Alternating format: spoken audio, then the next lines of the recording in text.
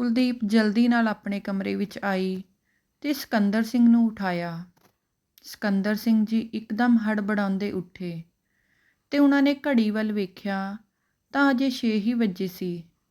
ਉਹ ਆਪਣੀ ਅੱਖਾਂ ਮਲਦੇ ਹੋਏ ਕੁਲਦੀਪ ਨੂੰ ਕਹਿਣ ਲੱਗੇ, ਓਹੋ, ਅੱਜ ਤੈਨੂੰ ਕੀ ਹੋਇਆ?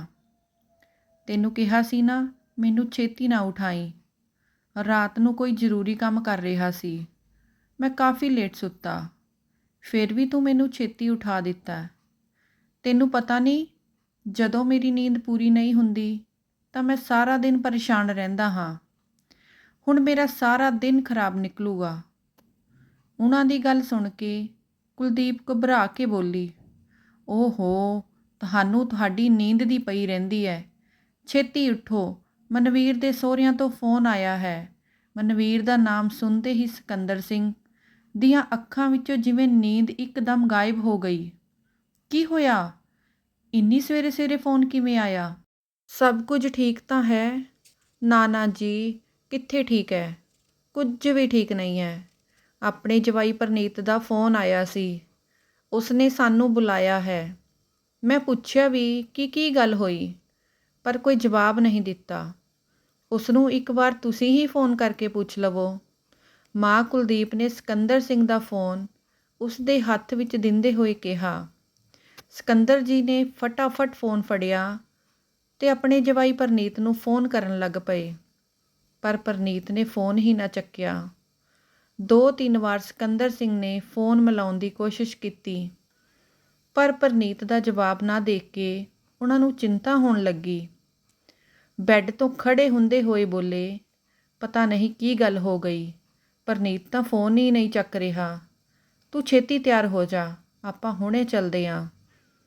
ਸਿਕੰਦਰ ਸਿੰਘ ਦੇ ਹੁਕਮ ਦਾ ਪਾਲਣ ਕਰਦੇ ਹੋਏ ਕੁਲਦੀਪ ਫਟਾਫਟ ਬਿਨਾਂ ਨਹਾਏ ਹੀ ਤਿਆਰ ਹੋ ਗਈ ਤੇ ਦੋਵੇਂ ਪਤੀ ਪਤਨੀ ਬਿਨਾਂ ਚਾਹ ਪੀਤੇ ਘਰੋਂ ਚੱਲ ਪਏ।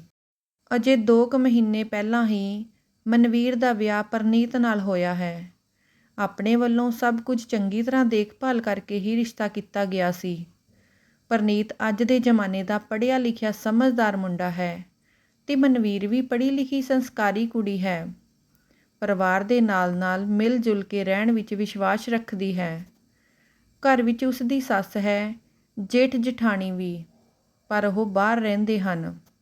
ਹਾਂ, ਇੱਕ ਗੱਲ ਥੋੜ੍ਹੀ ਅਲੱਗ ਹੈ ਕਿ ਮਿਲਣੀ ਤੇ ਇੱਕ ਵਾਰ ਆਉਣ ਤੋਂ ਬਾਅਦ ਫਿਰ ਉਹ ਅੱਜ ਤੱਕ ਆਪਣੇ ਪੇਕੇ ਨਹੀਂ ਆਈ। 2-3 ਵਾਰ ਉਸ ਨੂੰ ਮਿਲਣ ਦਾ ਸੋਚ ਕੇ ਫੋਨ ਕੀਤਾ ਤਾਂ ਉਸ ਦੀ ਸੱਸ ਨੇ ਕਿਹਾ ਕਿ ਅੱਜ ਤਾਂ ਇਹਨਾਂ ਨੇ ਕਿਤੇ ਘੁੰਮਣ ਜਾਣਾ ਹੈ ਤੇ ਸਿਕੰਦਰ ਸਿੰਘ ਹੋਣੀ ਦੋਨੋਂ ਚੁੱਪ ਕਰ ਜਾਂਦੇ।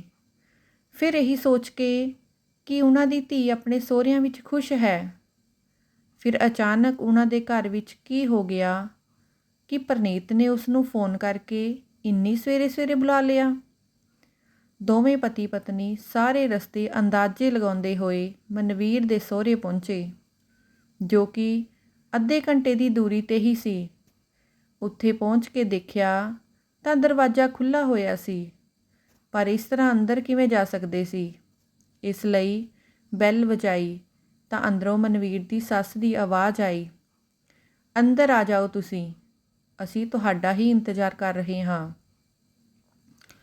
ਆਵਾਜ਼ ਸੁਣਦੇ ਹੀ ਕੁਲਦੀਪ ਨੇ ਸਿਕੰਦਰ ਸਿੰਘ ਵੱਲ ਦੇਖਿਆ ਤੇ ਫਿਰ ਦੋਨੋਂ ਅੰਦਰ ਚਲੇ ਗਏ।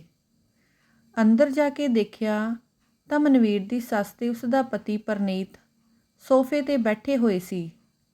ਮਨਵੀਰ ਵੀ ਕਿਤੇ ਨਜ਼ਰ ਨਹੀਂ ਸੀ ਆ ਰਹੀ। ਉਹਨਾਂ ਨੇ ਇੱਧਰ ਉੱਧਰ ਦੇਖਿਆ ਤਾਂ ਮਨਵੀਰ ਦੀ ਸੱਸ ਬੋਲੀ, ਉਹਨੂੰ ਵੀ ਬੁਲਾ ਲੈਂਦੇ ਹਾਂ, ਪਹਿਲਾਂ ਤੁਸੀਂ ਤਾਂ ਬੈਠ ਜਾਓ, ਅਸੀਂ ਤੁਹਾਡੇ ਨਾਲ ਜ਼ਰੂਰੀ ਗੱਲ ਕਰਨੀ ਹੈ। ਉਹ ਦੋਨੋਂ ਸੋਫੇ 'ਤੇ ਆ ਕੇ ਬੈਠ ਗਏ। ਸਿਕੰਦਰ ਸਿੰਘ ਨੇ ਪਰਨੀਤ ਵੱਲ ਦੇਖਿਆ, ਜੋ ਕਿ ਬਹੁਤ ਗੁੱਸੇ ਵਿੱਚ ਸੀ। ਨਾ ਉਸਨੇ ਪੈਰੀਂ ਹੱਥ ਲਾਏ ਤੇ ਨਾ ਹੀ ਕੋਈ ਨਮਸਤੇ। ਉਹਨਾਂ ਨੂੰ ਬਹੁਤ ਹੈਰਾਨੀ ਹੋਈ। ਮਨ ਵਿੱਚ ਇਹੀ ਚੱਲ ਰਿਹਾ ਸੀ ਕਿ ਆਖਰ ਹੋਇਆ ਕੀ। ਆਹੀ ਸਥਿਤੀ ਕੁਲਦੀਪ ਕੌਰ ਦੀ ਵੀ ਸੀ। ਆਖਿਰ ਸਿਕੰਦਰ ਸਿੰਘ ਨੇ ਬੋਲਣਾ ਸ਼ੁਰੂ ਕੀਤਾ, ਕੀ ਗੱਲ ਹੈ ਭੈਣ ਜੀ, ਤੁਸੀਂ ਇੰਨੀ ਸਵੇਰੇ ਸਵੇਰੇ ਸਾਨੂੰ ਬੁਲਾਇਆ, ਕੀ ਗੱਲ ਹੋ ਗਈ? ਉਹਨਾਂ ਦੀ ਗੱਲ ਸੁਣਦੇ ਹੀ ਮਨਵੀਰ ਦੀ ਸੱਸ ਨੇ ਮੂੰਹ ਬਣਾਉਂਦੇ ਹੋਏ ਕਿਹਾ, ਇਹ ਤਾਂ ਤੁਸੀਂ ਆਪਣੀ ਧੀ ਤੋਂ ਹੀ ਪੁੱਛੋ ਕਿ ਉਸਨੇ ਆਪਣੇ ਸਹੁਰਿਆਂ ਵਿੱਚ ਰਹਿਣਾ ਹੈ ਜਾਂ ਨਹੀਂ। ਉਹਨਾਂ ਦੀ ਗੱਲ ਸੁਣ ਕੇ ਕੁਲਦੀਪ ਘਬਰਾ ਗਈ ਤੇ ਆਪਣੇ ਸੀਨੇ 'ਤੇ ਹੱਥ ਰੱਖਦੇ ਹੋਏ ਬੋਲੀ, ਕਿ ਅਜਿਹਾ ਕੀ ਹੋ ਗਿਆ ਭੈਣ ਜੀ? ਮਨਵੀਰ ਨੇ ਕੁਝ ਕਹਿ ਦਿੱਤਾ? ਜੇਕਰ ਕੋਈ ਗਲਤੀ ਹੋ ਗਈ ਹੋਵੇ ਤਾਂ ਆਪਣੀ ਹੀ ਧੀ ਸਮਝ ਕੇ ਮਾफ़ ਕਰ ਦਿਓ। ਮਾफ़ ਕਰਨਾ ਭੈਣ ਜੀ? ਜੇਕਰ ਮੇਰੀ ਧੀ ਅਜਿਹੀ ਗਲਤੀ ਕਰੇ ਤਾਂ ਮੈਂ ਤਾਂ ਉਸ ਦੀਆਂ ਲੱਤਾਂ ਤੋੜ ਦੇਵਾਂ। ਇਹ ਤਾਂ ਤੁਸੀਂ ਆਪਣੀ ਧੀ ਨੂੰ ਸਿਰ 'ਤੇ ਚੜ੍ਹਾ ਕੇ ਰੱਖਿਆ ਹੋਇਆ ਹੈ। ਆਪਣੀ ਗਲਤੀ ਮੰਨਣ ਦੀ ਜਗ੍ਹਾ ਉਸਨੇ ਤੁਹਾਨੂੰ ਫ਼ੋਨ ਲਾ ਦਿੱਤਾ।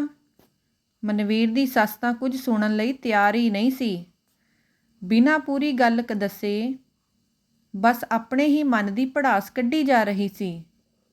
ਉੱਥੇ ਹੀ ਸਿਕੰਦਰ ਸਿੰਘ ਤੇ ਕੁਲਦੀਪ ਕੌਰ ਸੋਚ ਰਹੇ ਸੀ ਕਿ ਆਖਰ ਮਨਵੀਰ ਨੇ ਉਹਨਾਂ ਨੂੰ ਫ਼ੋਨ ਕਦੋਂ ਕੀਤਾ। ਕੁਲਦੀਪ ਨੇ ਪ੍ਰਨੀਤ ਵੱਲ ਦੇਖਿਆ ਪਰ ਉਹ ਤਾਂ ਕੁਝ ਬੋਲ ਹੀ ਨਹੀਂ ਰਿਹਾ ਸੀ। ਇੰਨੇ ਵਿੱਚ ਸਿਕੰਦਰ ਸਿੰਘ ਮਨਵੀਰ ਦੀ ਸੱਸ ਨੂੰ ਕਹਿੰਦੇ, ਪਰ ਭੈਣ ਜੀ ਤੁਸੀਂ ਦੱਸੋਗੇ ਵੀ ਕਿ ਹੋਇਆ ਕੀ ਏ? ਆਖਰ ਮਨਵੀਰ ਨੇ ਅਜਿਹਾ ਕੀ ਕਰ ਦਿੱਤਾ? ਤੁਸੀਂ ਮਨਵੀਰ ਨੂੰ ਵੀ ਬੁਲਾਓ, ਉਸ ਦੇ ਸਾਹਮਣੇ ਗੱਲ ਕਰਦੇ ਹਾਂ ਭੈਣ ਜੀ। ਮਨਵੀਰ ਦੀ ਸੱਸ ਕਹਿਣ ਲੱਗੀ, ਕੀ ਸਿਖਾਇਆ ਤੁਸੀਂ ਉਸ ਨੂੰ? ਬਸ ਮੇਰੇ ਪੱਲੇ ਬੰਨ੍ਹ ਦਿੱਤੀ। ਮੇਰੀ ਤਾਂ ਪੂਰੀ ਜ਼ਿੰਦਗੀ ਬਰਬਾਦ ਕਰ ਦਿੱਤੀ ਨਾ। ਅਜਿਹੀ ਔਰਤ ਜਿਸ ਨੂੰ ਆਪਣੇ ਪਤੀ ਦੀਆਂ ਭਾਵਨਾਵਾਂ ਦਾ ਕੋਈ ਖਿਆਲ ਹੀ ਨਹੀਂ। ਹੁਣ ਤਾਂ ਪ੍ਰਨੀਤ ਵੀ ਵਿੱਚ ਬੋਲ ਪਿਆ। ਉਸ ਨੂੰ ਇਸ ਤਰ੍ਹਾਂ ਉੱਚੀ ਉੱਚੀ ਬੋਲਦੇ ਦੇਖ ਕੇ ਸਿਕੰਦਰ ਸਿੰਘ ਵੀ ਖੜ੍ਹੇ ਹੋ ਗਏ। ਇਹਦੇ ਵਿੱਚ ਮਨਵੀਰ ਵੀ ਆਪਣੇ ਕਮਰੇ ਵਿੱਚੋਂ ਨਿਕਲ ਕੇ ਬਾਹਰ ਆ ਗਈ। ਮਨਵੀਰ ਨੂੰ ਦੇਖਦੇ ਹੀ ਕੁਲਦੀਪ ਦੀ ਚੀਕ ਨਿਕਲ ਗਈ। ਉਸ ਦੇ ਚਿਹਰੇ 'ਤੇ ਸੱਟਾਂ ਦੇ ਨਿਸ਼ਾਨ ਸਾਫ਼ ਪਤਾ ਚੱਲ ਰਿਹਾ ਸੀ ਕਿ ਉਸ ਨੂੰ ਮਾਰਿਆ ਗਿਆ ਹੈ। ਮਨਵੀਰ, ਕੀ ਹੋਇਆ ਤੈਨੂੰ? ਇਹ ਸੱਟ ਦਾ ਨਿਸ਼ਾਨ ਕਿਵੇਂ? ਕੀ ਕੀਤਾ ਇਹਨਾਂ ਨੇ ਤੇਰੇ ਨਾਲ?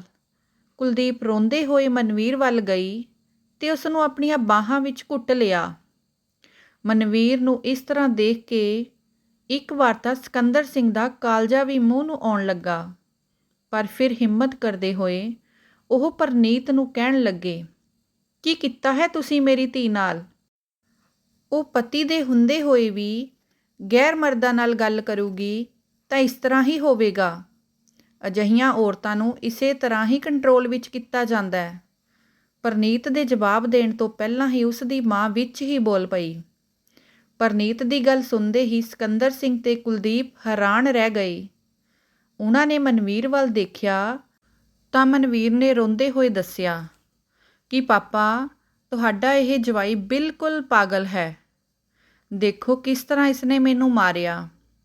ਮੈਂ ਕਿਸੇ ਨਾਲ ਵੀ, ਚਾਹੇ ਉਹ ਔਰਤ ਹੋਵੇ ਜਾਂ ਮਰਦ, ਥੋੜ੍ਹਾ ਜਿਹਾ ਵੀ ਹੱਸ ਬੋਲ ਕੀ ਲਵਾਂ, ਮੈਨੂੰ ਮਾਰਨ ਲਈ ਤਿਆਰ ਹੋ ਜਾਂਦਾ ਹੈ। ਘਰ ਦੀ ਛੱਤ ਜਾਂ ਬਾਲਕੋਨੀ ਵਿੱਚ ਇਕੱਲੀ ਖੜੀ ਹੋ ਜਾਵਾਂ ਤਾਂ 10 ਗੱਲਾਂ ਸੁਣਾਉਣ ਲੱਗ ਜਾਂਦਾ ਹੈ। ਸਭ ਦੇ ਸਾਹਮਣੇ ਹੀ ਥੱਪੜ ਲਗਾ ਦਿੰਦਾ ਹੈ। ਮਿਲਣੀ ਦੀ ਰਸਮ ਤੋਂ ਕੁਝ ਦਿਨ ਬਾਅਦ ਜਦੋਂ ਵੀਰਾ ਵਾਪਸ ਸ਼ਹਿਰ ਜਾ ਰਿਹਾ ਸੀ ਤਾਂ ਮੈਨੂੰ ਮਿਲਣ ਹੀ ਆ ਗਿਆ। ਉਦੋਂ ਵੀ ਇਹਨਾਂ ਨੇ ਮੈਨੂੰ ਥੱਪੜ ਮਾਰਿਆ, ਇਹ ਕਹਿ ਕੇ ਕਿ ਇਹ ਆਦਮੀ ਇੱਥੇ ਕੀ ਕਰਨ ਆਇਆ ਹੈ। ਉਸ ਦੀ ਗੱਲ ਸੁਣ ਕੇ ਕੁਲਦੀਪ ਨੇ ਕਿਹਾ, ਤੂੰ 2 ਮਹੀਨਿਆਂ ਤੋਂ ਇਹ ਸਭ ਕੁਝ ਝੱਲਦੀ ਰਹੀ, ਪਹਿਲਾਂ ਕਿਉਂ ਨਹੀਂ ਦੱਸਿਆ? ਕਿਵੇਂ ਦੱਸਦੀ ਮੰਮੀ? ਇਹਨਾਂ ਨੇ ਮੇਰਾ ਮੋਬਾਈਲ ਆਪਣੇ ਕੋਲ ਰੱਖ ਲਿਆ। ਜਦੋਂ ਤੁਹਾਡਾ ਫ਼ੋਨ ਆਉਂਦਾ ਤਾਂ ਇਹ ਮੇਰੇ ਕੋਲ ਹੀ ਖੜ੍ਹੇ ਹੁੰਦੇ ਸੀ। ਮੈਨੂੰ ਬਿਲਕੁਲ ਵੀ ਇਕੱਲਾ ਨਹੀਂ ਛੱਡਦੇ ਕਿ ਮੈਂ ਤੁਹਾਨੂੰ ਸਭ ਕੁਝ ਦੱਸ ਨਾ ਦੇਵਾਂ। ਇੱਥੋਂ ਤੱਕ ਕਿ ਮੈਨੂੰ ਮੇਰੇ ਪੇਕੇ ਵੀ ਨਹੀਂ ਜਾਣ ਦਿੱਤਾ ਤੇ ਮੰਮੀ ਜੀ ਆਪਣੇ ਪੁੱਤਰ ਨਾਲ ਰਲੇ ਹੋਏ ਹਨ। ਅੱਜ ਸਵੇਰੇ ਮੈਂ ਇਹਨਾਂ ਲਈ ਚਾਹ ਬਣਾ ਕੇ ਕਮਰੇ ਵਿੱਚ ਲਿਆਂਦੀ ਸੀ। ਮੇਰਾ ਫ਼ੋਨ ਡਰੈਸਿੰਗ ਟੇਬਲ 'ਤੇ ਹੀ ਪਿਆ ਸੀ। ਕਮਰੇ ਵਿੱਚ ਹੋਰ ਕੋਈ ਮੌਜੂਦ ਨਾ ਹੋਣ ਕਰਕੇ ਮੈਂ ਆਪਣਾ ਫ਼ੋਨ ਦੇਖਣ ਲੱਗੀ। ਜਦੋਂ ਹੀ ਪ੍ਰਨੀਤ ਬਾਥਰੂਮ ਵਿੱਚੋਂ ਬਾਹਰ ਆਇਆ, ਮੇਰੇ 'ਤੇ ਇਹ ਇਲਜ਼ਾਮ ਲਾਉਣ ਲੱਗੇ ਕਿ ਮੈਂ ਉਹਨਾਂ ਦੀ ਪਿੱਠ ਪਿੱਛੇ ਕਿਸੇ ਨਾਲ ਗੱਲ ਕਰ ਰਹੀ ਹਾਂ। ਜਦੋਂ ਮੈਂ ਮਨਾ ਕੀਤਾ ਤਾਂ ਉਹ ਮੈਨੂੰ ਮਾਰਨ ਲੱਗੇ ਤੇ ਮੇਰਾ ਫ਼ੋਨ ਖੋਹ ਕੇ ਥੱਲੇ ਸੁੱਟ ਦਿੱਤਾ। ਜਦੋਂ ਮੈਂ ਕਿਹਾ ਕਿ ਮੈਂ ਮੰਮੀ ਪਾਪਾ ਨੂੰ ਫ਼ੋਨ ਕਰ ਦਿੱਤਾ ਹੈ ਤਾਂ ਇਹਨਾਂ ਨੂੰ ਲੱਗਿਆ ਕਿ ਮੈਂ ਸੱਚੀ ਹੀ ਤੁਹਾਨੂੰ ਫ਼ੋਨ ਕਰ ਦਿੱਤਾ ਹੈ ਤੇ ਫਿਰ ਪ੍ਰਨੀਤ ਨੇ ਆਪਣੇ ਵੱਲੋਂ ਤੁਹਾਨੂੰ ਫੋਨ ਕਰਕੇ ਇੱਥੇ ਬੁਲਾ ਲਿਆ। ਇਹਨਾਂ ਦੀਆਂ ਅਜਿਹੀਆਂ ਆਦਤਾਂ ਕਰਕੇ ਹੀ ਮੇਰੇ ਜੇਠ ਤੇ ਜਠਾਣੀ ਇੱਥੇ ਨਹੀਂ ਰਹਿੰਦੇ। ਪਾਪਾ ਮੈਨੂੰ ਵੀ ਇੱਥੋਂ ਲੈ ਚੱਲੋ, ਮੈਂ ਇੱਥੇ ਨਹੀਂ ਰਹਿਣਾ ਚਾਹੁੰਦੀ। ਮਨਵੀਰ ਨੇ ਰੋਂਦੇ ਹੋਏ ਸਭ ਕੁਝ ਦੱਸ ਦਿੱਤਾ। ਵਾਹ ਬਈ ਵਾਹ, ਇਹ ਕਿਵੇਂ ਚਲੀ ਜਾਏਗੀ? ਹੁਣ ਤੂੰ ਇਸ ਘਰ ਦੀ ਨੂੰਹ ਹੈ, ਸਾਡੀ ਮਰਜ਼ੀ ਤੋਂ ਬਿਨਾਂ ਇੱਕ ਕਦਮ ਵੀ ਬਾਹਰ ਨਹੀਂ ਰੱਖ ਸਕਦੀ। ਮਨਵੀਰ ਦੀ ਸੱਸ ਰੋਅਬ ਮਾਰਦੇ ਹੋਏ ਕਹਿਣ ਲੱਗੀ। ਬਸ ਕਰੋ ਭੈਣ ਜੀ, ਬਹੁਤ ਬੋਲ ਚੁੱਕੇ ਹੋ। ਤੁਸੀਂ ਜਦੋਂ ਸਾਡੇ ਸਾਹਮਣੇ ਹੀ ਇੰਨਾ ਕੁਝ ਬੋਲ ਰਹੇ ਹੋ ਤਾਂ ਪਿੱਠ ਪਿੱਛੇ ਪਤਾ ਨਹੀਂ ਕੀ ਕੁਝ ਕਰਦੇ ਹੋਵੋਗੇ। ਤੇ ਹੁਣ ਕਿਹੜੀ ਇਜਾਜ਼ਤ ਲੈਣੀ ਬਾਕੀ ਰਹਿ ਗਈ? ਕੁਲਦੀਪ ਨੇ ਕਿਹਾ। ਜੇਕਰ ਇਸ ਨੇ ਘਰੋਂ ਬਾਹਰ ਪੈਰ ਵੀ ਰੱਖਿਆ ਤਾਂ ਇਸ ਦੇ ਲਈ ਇਸ ਘਰ ਦੇ ਦਰਵਾਜ਼ੇ ਹਮੇਸ਼ਾ ਲਈ ਬੰਦ ਹੋ ਜਾਣਗੇ। ਫਿਰ ਤੁਸੀਂ ਆਪਣੀ ਧੀ ਨੂੰ ਆਪਣੇ ਘਰ ਹੀ ਬਿਠਾ ਕੇ ਰੱਖਣਾ।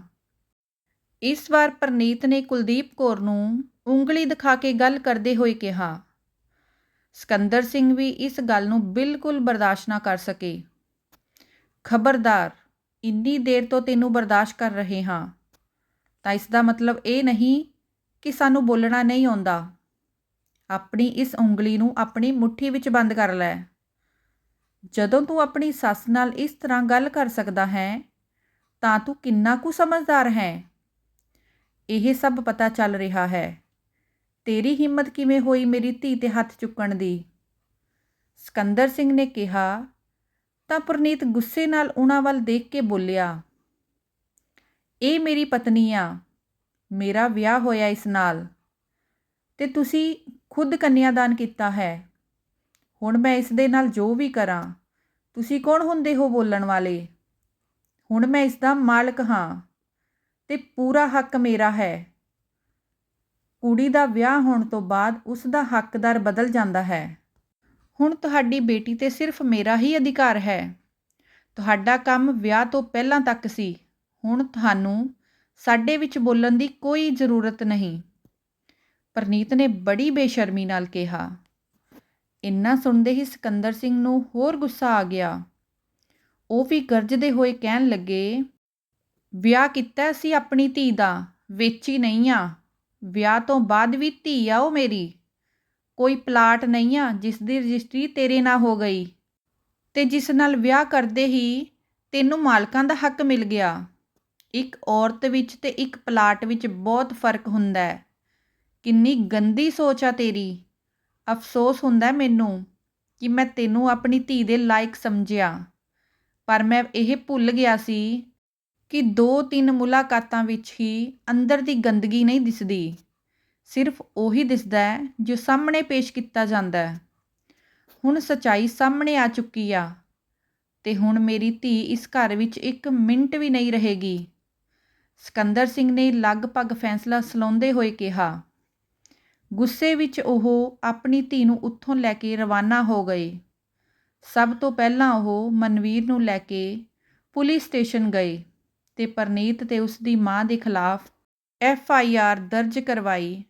ਮਨਵੀਰ ਦੀ ਸਥਿਤੀ ਦੇਖ ਕੇ ਪੁਲਿਸ ਵੀ ਤੁਰੰਤ ਐਕਸ਼ਨ ਵਿੱਚ ਆ ਗਈ ਤੇ ਉਹਨਾਂ ਨੇ ਪ੍ਰਨੀਤ ਤੇ ਉਸ ਦੀ ਮਾਂ ਨੂੰ ਗ੍ਰਿਫਤਾਰ ਕਰ ਲਿਆ। ਕੁਝ ਹੀ ਦਿਨਾਂ ਬਾਅਦ ਤਲਾਕ ਦੀ ਅਰਜ਼ੀ ਦੇ ਦਿੱਤੀ ਗਈ, ਜਿਸ ਨਾਲ ਜਲਦੀ ਹੀ ਮਨਵੀਰ ਨੂੰ ਤਲਾਕ ਵੀ ਮਿਲ ਗਿਆ। ਸੋ ਛੋਟੀ ਆਮਦਨ ਵਿੱਚ ਗੁਜ਼ਾਰਾ ਹੋ ਸਕਦਾ ਹੈ, ਪਰ ਛੋਟੀ ਸੋਚ ਨਾਲ ਕਦੇ ਗੁਜ਼ਾਰਾ ਨਹੀਂ ਹੋ ਸਕਦਾ। ਔਰਤ ਕੋਈ ਖਰੀਦੋ ਫਰੋਖਤ ਵਾਲੀ ਚੀਜ਼ ਨਹੀਂ ਹੁੰਦੀ ਕਿ ਜਿਸ ਦੇ ਮਾਲਕ ਬਦਲਦੇ ਰਹਿਣ। ਵਿਆਹ ਤੋਂ ਬਾਅਦ ਪਤੀ ਭਾਵਨਾਵਾਂ ਦੀ ਕਦਰ ਕਰਨ ਵਾਲਾ ਹੋਣਾ ਚਾਹੀਦਾ ਹੈ, ਹੱਕਦਾਰ ਨਹੀਂ। ਸਿਕੰਦਰ ਸਿੰਘ ਨੇ ਆਪਣੀ ਧੀ ਲਈ ਜੋ ਫੈਸਲਾ ਲਿਆ, ਸਹੀ ਲਿਆ। ਤੁਸੀਂ ਕਮੈਂਟ ਬਾਕਸ ਵਿੱਚ ਆਪਣੇ ਸੁਝਾਅ ਜ਼ਰੂਰ ਦਿਓ। ਕਹਾਣੀ ਸੁਣਨ ਲਈ ਤੁਹਾਡਾ ਬਹੁਤ ਬਹੁਤ ਧੰਨਵਾਦ ਜੀ।